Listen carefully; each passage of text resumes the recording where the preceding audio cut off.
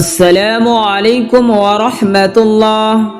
প্রিয় দিনী বন্ধুগণ, আমরা অনেক সময় রাতে বিছানায় শুয়ে ঘুমাতে যাই, কিন্তু ঘুম আসে না। এপাশ ওপাশ করি, মন অস্থির হয়ে যায়, চিন্তা মাথায় ঘুরপাক খায়। কখনো জীবনের সমস্যা, কখনো ভয়, কখনো অজানা দুশ্চিন্তা আমাদের ঘুম কেড়ে নেয়।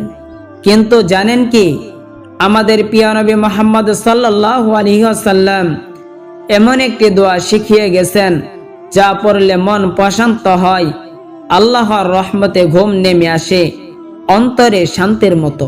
রাসূলুল্লাহ সাল্লাল্লাহু আলাইহি ওয়াসাল্লাম বলেছেন, যদি কেউ বিছানায় শুয়ে ঘুমাতে না পারে, তবে সে যেন এই দোয়াটি পড়ে।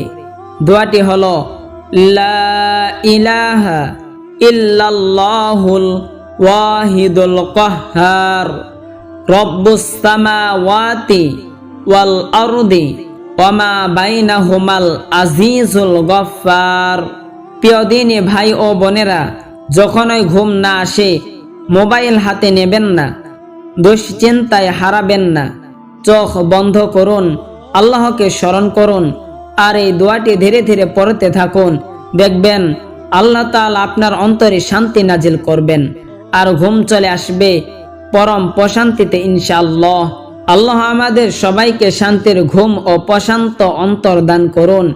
ভিডিওটি ভালো লাগলে লাইক, শেয়ার করুন, আর ইসলাম প্রচারের পথে আমাদের সঙ্গে থাকতে চ্যানেলটি সাবস্ক্রাইব করুন।